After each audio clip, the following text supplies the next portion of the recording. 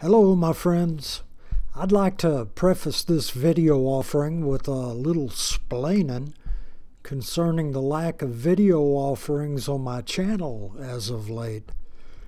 Without going into details, which could, serve no helpful purpose, let me just say that an ongoing crisis with a family member and some unresolved health issues have taken a large amount of my time, and as a result, my video channel has been in neglect.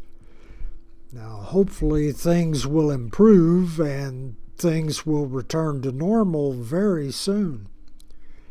This video has been stored unedited in my camera for about 3 weeks, or maybe a little bit more. And I've just now found the time to edit it. The wing ribs have been completed for over a week today, and today being the 7th of November. Now, perhaps we can document the construction of the wings very soon. But as always, thanks for watching, fellas. Hello, men. Now, it's been a while since we've done an update on the Corben wing, or the wing ribs. So I thought that maybe I would, kind of give a little update and let you guys know where we're standing. So far, there are 14 ribs built, and we're at the point, there's 14 here. We're about halfway through the wing rib build. So we're at the point where we need to really start building our compression ribs. Now there are 4 compression ribs in each wing, and they're a little bit different. The butt compression rib is different than the rest of them, and I'll show you what I mean in just a moment.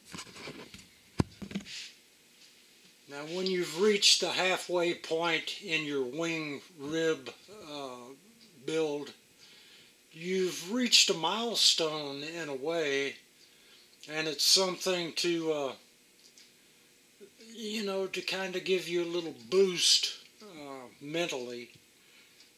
You've come a long way when you get to this point.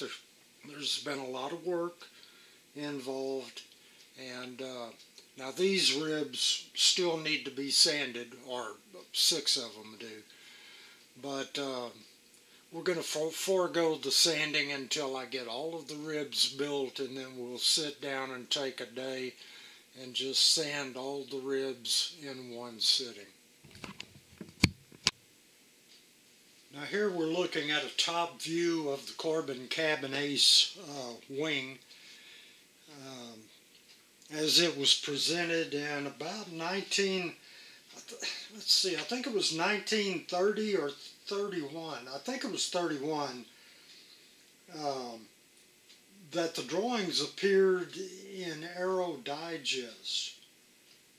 And so anyway, I think these drawings are a copy or a representation of those particular drawings. One of the things about the Baby Ace and the Corben Cabin Ace was that, they were fairly popular airplanes back in the 30s, and they possessed, a huge amount of engineering that was accomplished by the University of Wisconsin. So they did a whole lot of aeronautical figuring on these wings. I think I read somewhere that they claimed that the wings on the cabin Corben were worth 10 positive G's, but they had massive timbers for spars. Later on, when Poberezny took or got the rights to the Corben Ace, I think he bought all of the rights back in the 50s, and he and, was it Stan Dzick, or whatever his name was. I think that was his name. They went in there and of course they probably had help with the engineering, and reduced the size of those spars down to a reasonable size to save a considerable amount of weight. And we can see right here that we've got a single compression strut glued into that rib on the inside, and it's 3/4 square, and I'm assuming that it's probably spruce. You could use Douglas fir. That would be a good wood to use right there. As we see in this drawing here, this is a side view, and they've got plywood. Well, actually, I think that whole thing, yeah, in this one, the whole thing is 1/4-inch spruce, which was extremely heavy.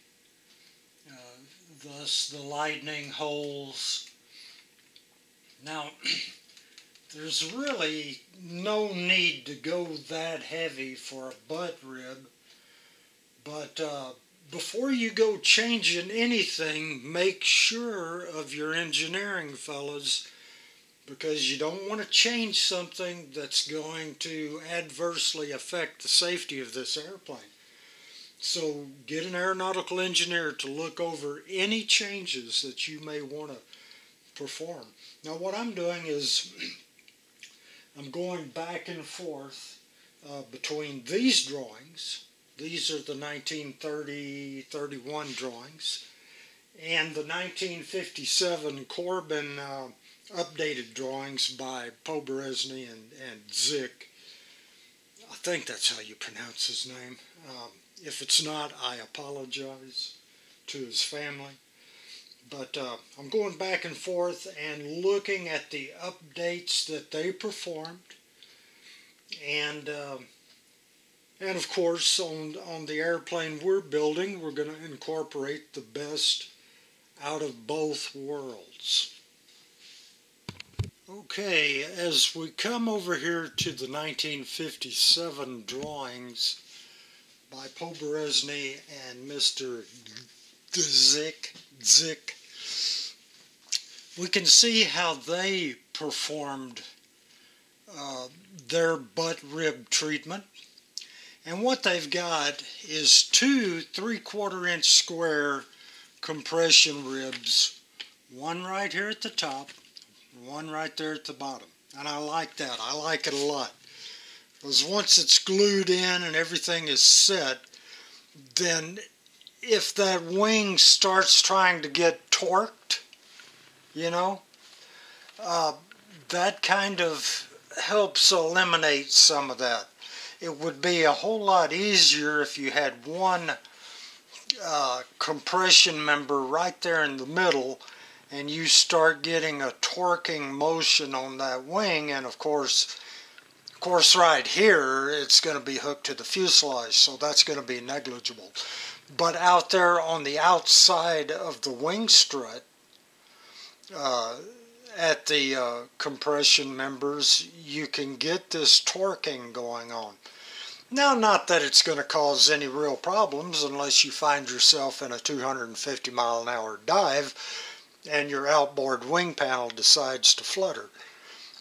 And that's probably where it would start. But anyway, he's got the 3/4 square compression members, top and bottom. I really like that. Now these are the 702-3 and -4 ribs that are shown in the drawing. And it's covered, this face right here is covered with plywood. And they use 3/32 thick plywood in there. And it looks like, now these drawings are so faded, but yes, I can see now. It's a normal wing rib with the normal truss, and then the plywood is just glued right over the top of that. I like that. One thing I don't like is how heavy that plywood is, and they didn't provide lightning holes in here. And the only reason for that plywood is but the main reason is to have something to glue the fabric to here as it laps over on the butt. Now, dropping down to this view, we see that the inboard face, which will be facing the fuselage, it's 3/32 inch mahogany plywood. There's the bottom compression strut glued in, but it's also showing a 1/4 inch square. Hopefully we can see this. 1/4 inch square piece of cap strip glued to the side right there. And presumably, and well, I can see that, and it says for screwing on your aluminum fairing. Well, that may have been good in 1957, but that's going to wear right out. You know, 2 or 3 annual inspections or condition inspections, and those screw holes are going to be worn completely out. So we're going to look at this and probably put in some aluminum angle. Now this is a shot of our butt rib in place. Now, for our program, we're going to go with 1/16 mahogany plywood with lightning holes on the inside face. If you're going to save a considerable amount of weight by not only getting rid of 30 in the thickness, but also we're going to have the lightning holes, which is going to, and I cut them out, and man, the weight is significant on that. Now here we have the cast-offs of the cutouts on my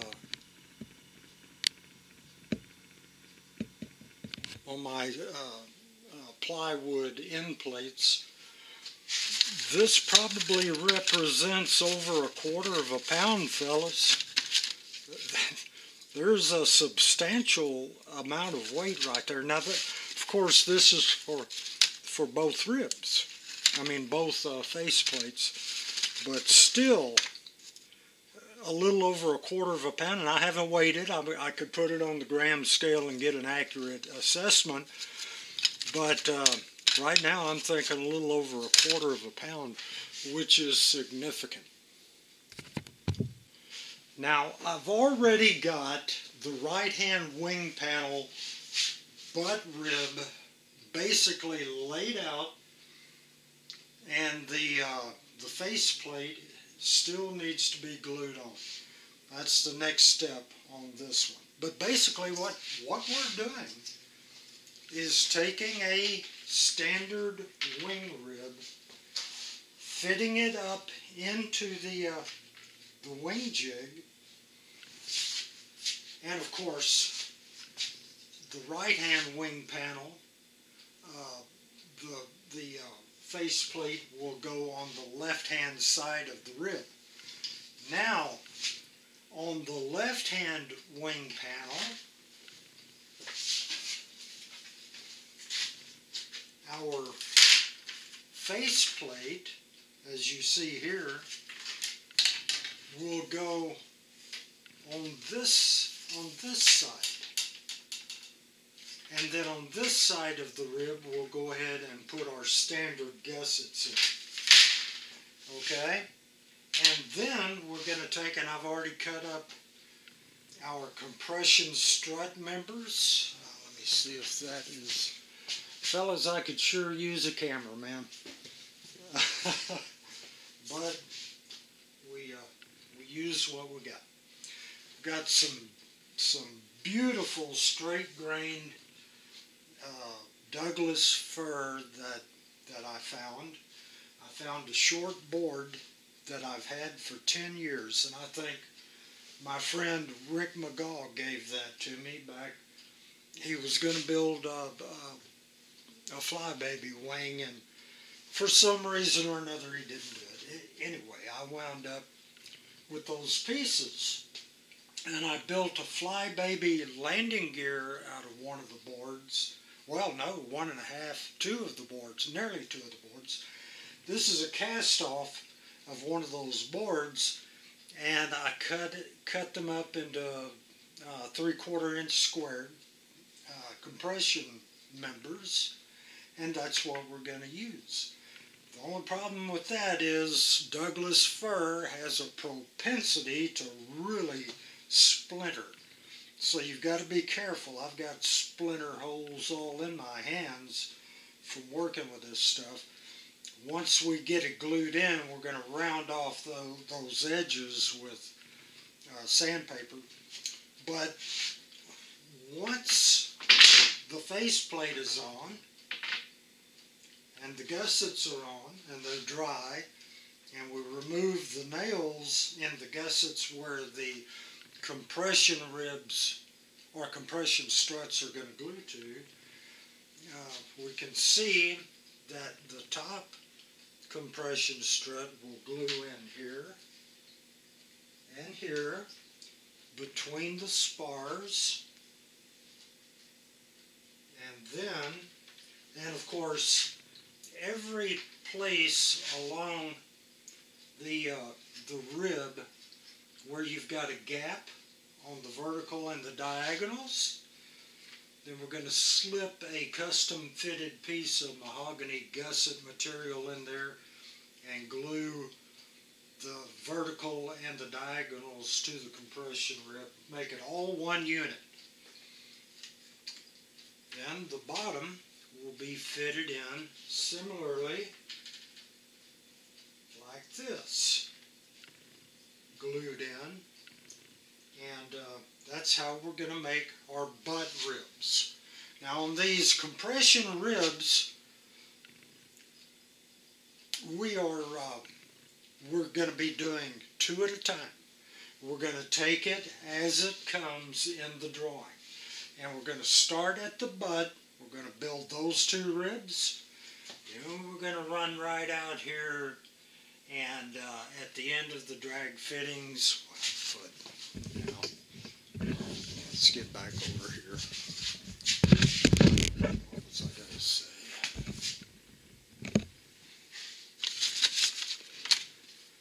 Nothing like being prepared, man.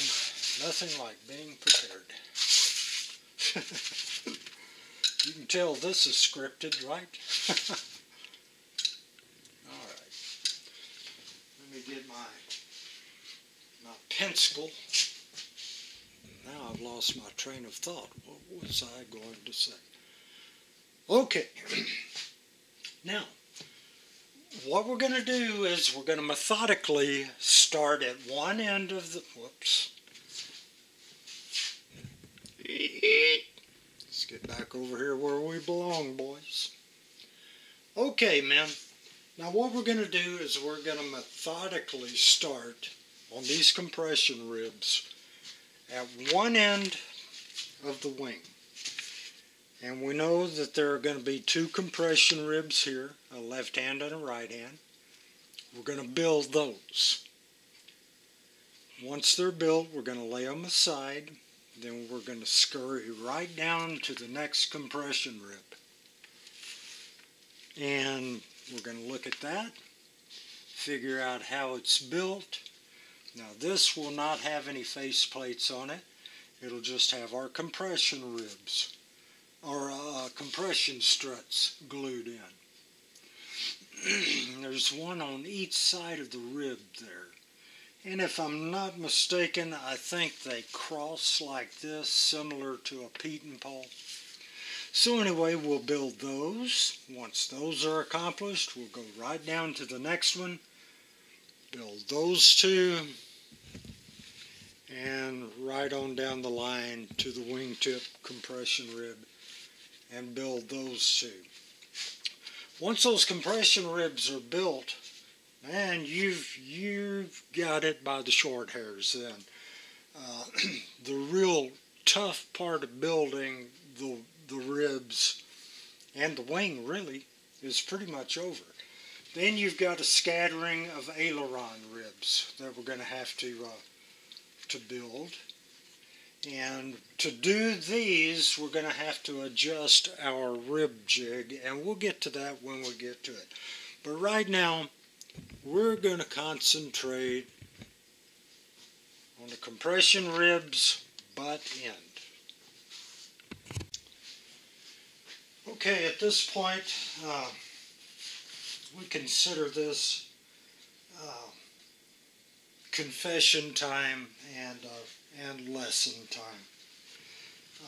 In previous videos, I've harped and harped on safety around power tools. And,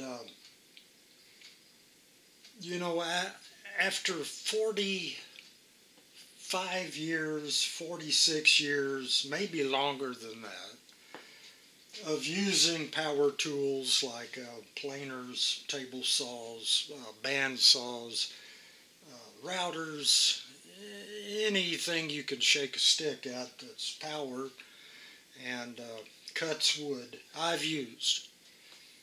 I took wood shop in high school, which really didn't teach me anything.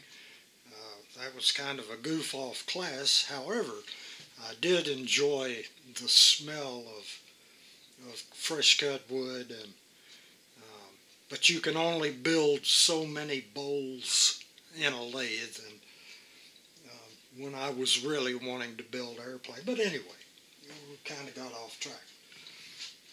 During the course of cutting these compression struts, 3/4 inch square Douglas fir, I sharpened up my table saw, had my push stick at the ready, and I was ripping these things to size, milling them to size basically. And once they were cut down a little bit oversized, I was taking them to the planer and truing up, getting rid of the tool marks and all of that on each side. Well, believe it or not, now this happened day before yesterday. Late in the day, I was tired. I wanted to get these finished because I had plans for the next day to get started right away on these compression ribs. So I was ripping out the last one of the day. And I got up to the very end. I was pushing the board, and just for a second I got distracted. And I got distracted because I had misplaced my push stick. I've got a push stick, and there it is. That poor old push stick has helped rip 1 million board feet of wood.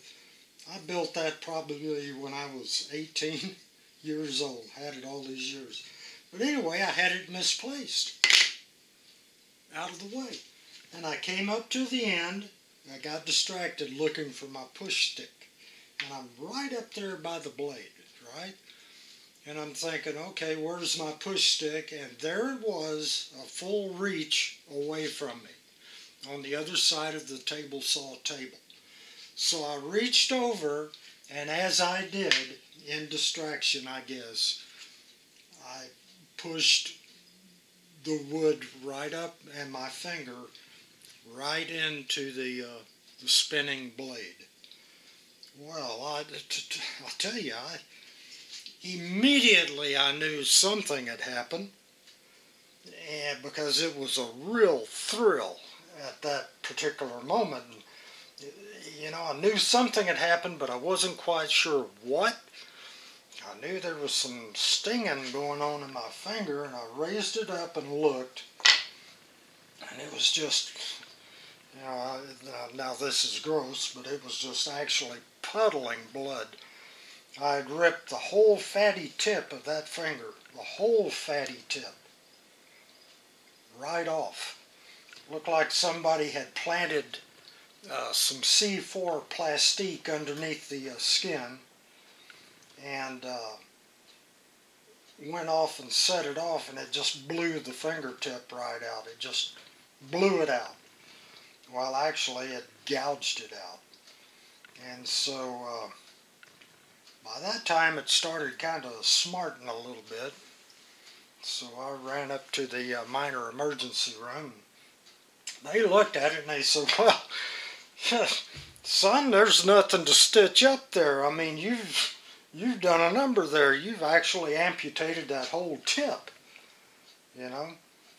And they said it's just going to have to heal up on its own. They took x-rays to make sure I didn't cut into the bone, which I didn't, thankfully, because that would have created even more problems. So there's going to be a 6-week healing period, and actually it doesn't hurt unless I tap it or something like that. Then I kind of get a little tingle up my leg, like what's that idiot Chris Matthews said of Obama? Oh, look at him, I get a tingle up my leg. Anyway, but anyway, what I'm trying to say is, fellas, be careful. And I'm one of the most careful guys in the wood shop. And one moment of distraction, and this is what happens.